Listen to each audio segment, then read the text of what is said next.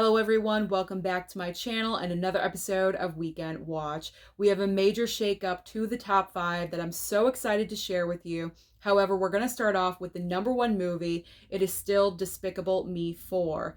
In weekend number 2, Despicable Me 4 brought in $44.6 million, and worldwide, it's currently over $400 million. Now, with these numbers right now, I'm just going to say I don't believe the movie is going to reach the $1 billion club because with the big blockbusters that are on the horizon for the rest of July, I really feel like the numbers domestically are going to drop drastically because this franchise, the Despicable Me franchise and also Minions, is very popular overseas. So I feel like internationally, the movie is still going to pull in a lot of money over the upcoming weeks.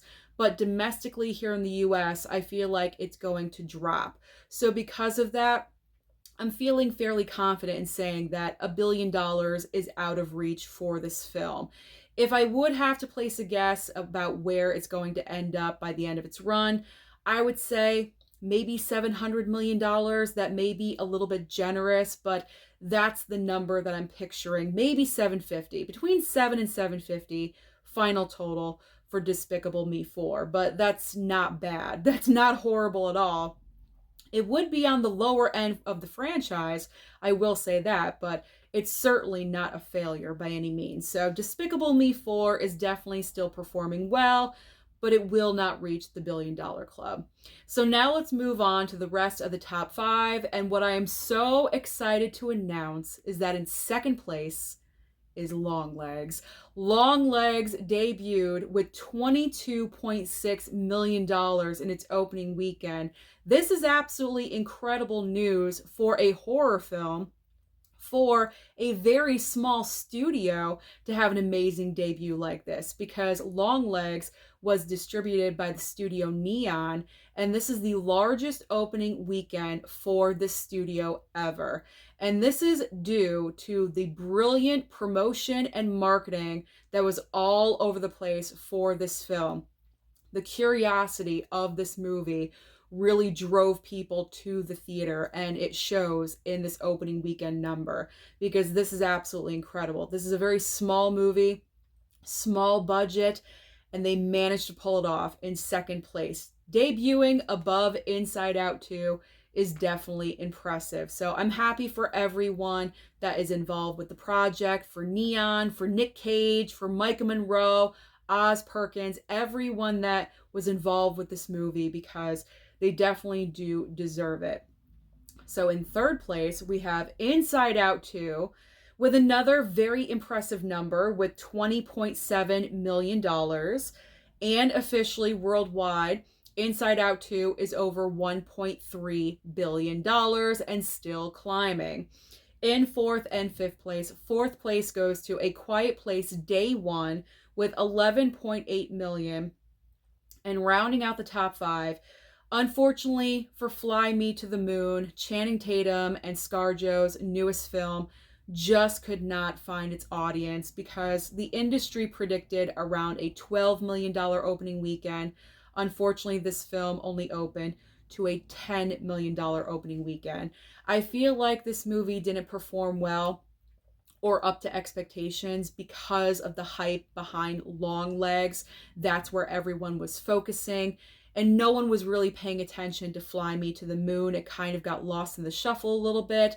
And also because Apple TV did distribute this movie. When it goes to streaming, obviously it's going to Apple TV Plus, and I feel like a lot of people that know about that are just waiting for streaming. So I think Fly Me to the Moon had some strikes against it, and that's why it did not perform the way it should have. So now let's move on to the box office. What is coming out to movie theaters this coming weekend to give competition to Despicable Me 4 and also to LongLegs? Well, we have one major main brand new release and two smaller releases. So obviously we have our first blockbuster that I've been talking about that is going to, bring major competition. Not that we haven't had blockbusters, but this is like, the blockbuster I've really been waiting for. Twisters.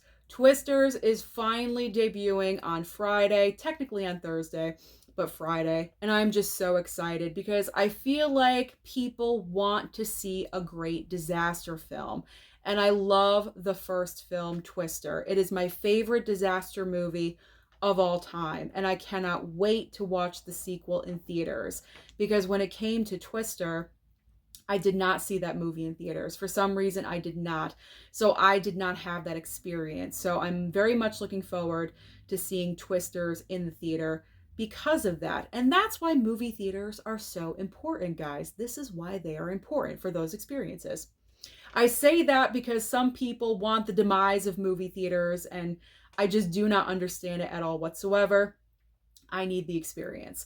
So Twisters. I think Twisters is going to perform extremely well. I feel like it's going to kick out Despicable Me 4 from the #1 spot, and it's getting rave reviews. The reviews for this film have been so overly positive. You have Tom Cruise going to the premiere because of his relationship with Glenn Powell from Top Gun Maverick. You even have people comparing this movie to be this year's Top Gun Maverick. I mean, that's a ringing endorsement because Top Gun Maverick went over $1 billion. So we'll see what happens with Twisters. I'm not sure if it's going to reach $1 billion, but I do believe this movie is going to bring in a lot of money. So Twisters is the main brand new release. But if you're not interested in Twisters, you want something smaller or something you've never really heard of, something just different. I was searching for a word. Something different. Then we have two other options for you. So we have another brand new horror film, 3 horror films in a row, Maxine, LongLegs, and now we have Oddity. I have not heard of this movie, but it was there in the AMC app for, coming soon releases. So I wrote it down, letting you know. So we have Oddity, and we also have a brand new film called Disciples in the Moonlight. Now let's talk about streaming, because as I always say, there's always options on streaming for you. And this coming week, there are a ton of debuts pretty much on every single streaming service.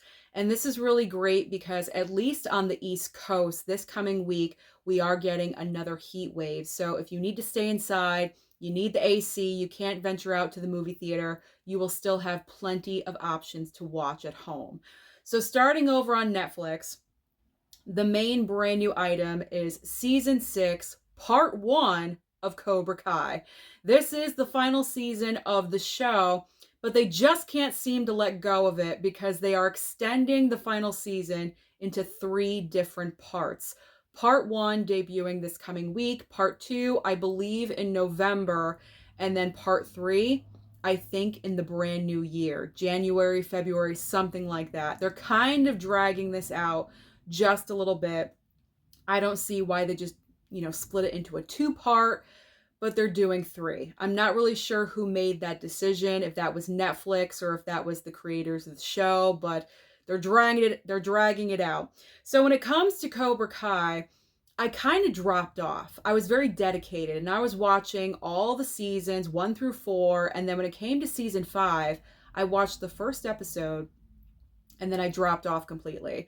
So I think I'm just going to quickly binge season 5 to kind of just get ready for season 6 upcoming this week, and then I will watch it. And I do believe part 1 is only about 5 or 6 episodes, so that would be an easy binge as well. But if Cobra Kai is just not your thing, there are a couple of other brand new Netflix options. So we have Land of Bad, which is a brand new film that was actually in theaters and now going to Netflix, starring Russell Crowe, Russell Crowe, and also Liam Hemsworth. And then there's another movie. This is kind of giving a little bit of romance vibes from the poster. We have a brand new film with Harry Connick Jr. called Find Me Falling. So a little bit of options, different options for everyone on Netflix. Now over on Max, this is a big debut, and this is also my gold star recommendation for the week. It is A24's Love Lies Bleeding. This is a movie starring Kristen Stewart. And with A24 films, they do kind of be a little bit off the wall and a little bit weird sometimes, but I went to the theater to see this movie and I really enjoyed it. And the reason why it's my gold star recommendation is because when this film went to theaters, it didn't really get noticed by a lot of people, and I would like you guys to watch this movie and to experience it because I think it's a great film. And right now, it's in my top 10 movies of the year. I'm not sure if it's going to stay there. It depends on what comes out in the rest of the year. But as of right now, it's in my top 10, and I really would like you guys to see it. So that's why it's my gold star recommendation. So I hope you guys check it out when it debuts on Friday, the 19th, Friday. All right, so now moving on to Disney Plus. Finally, Disney Plus has a brand new option in July. We have the premiere of Young Woman and the Sea. This is the movie with Daisy Ridley that went to theaters for a couple of weeks and it kind of just faded away. But now it's going to debut on Disney Plus, and I may check out this movie because I did hear good reviews about it from a couple of people that have similar movie tastes like I do. And if they enjoy it, I feel I would enjoy it as well, so I might check that one out. It's on my streaming list. I wrote it down, so I'm going to focus on that one as well. Amazon Prime, Dave Bautista. I had no idea that Dave Bautista was doing a sequel to My Spy, but apparently he did, and it's debuting this week on Amazon Prime. It is My Spy, The Eternal City. Now, I did not watch the first My Spy.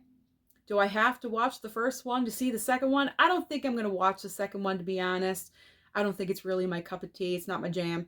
So I think I will bypass on that one. But just to let you know, if you were a fan of the first movie, then you're going to want to check out that sequel.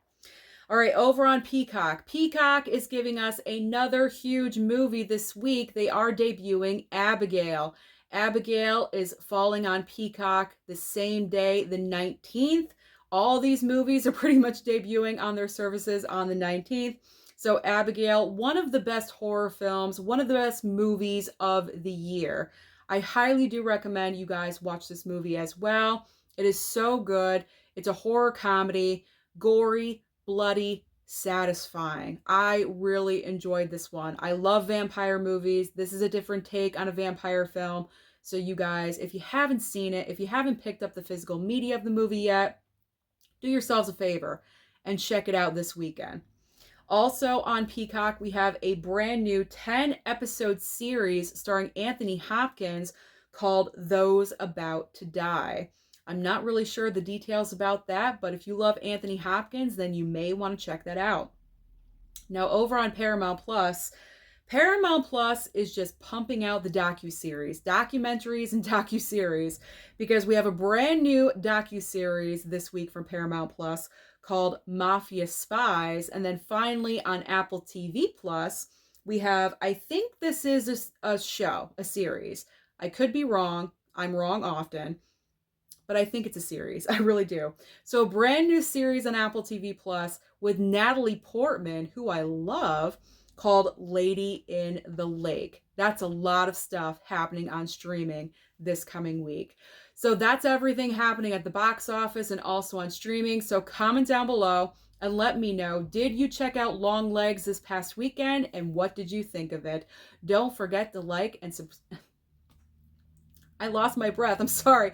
Don't forget to like and subscribe before you leave. There we go. And I'll see you next time.